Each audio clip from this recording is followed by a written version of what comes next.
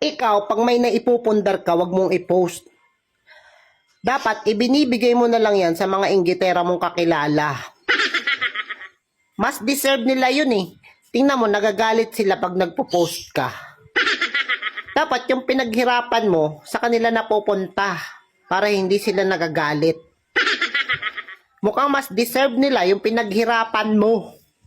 Kaya ibigay mo na lang sa kanila kaysa i-post mo pa dyan. Wala kang karapatan sumaya eh.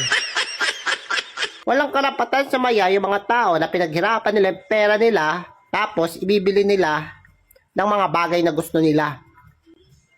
Kasi nahihirapan yung mga inggitera. Nasasaktan sila. Ang bigat sa kalooban nila. Kaya dapat kayo, hindi kayo nagpo-post. Bigay mo na lang sa mga inggitera na kakilala ninyo para hindi sila nagko-comment. Hindi sila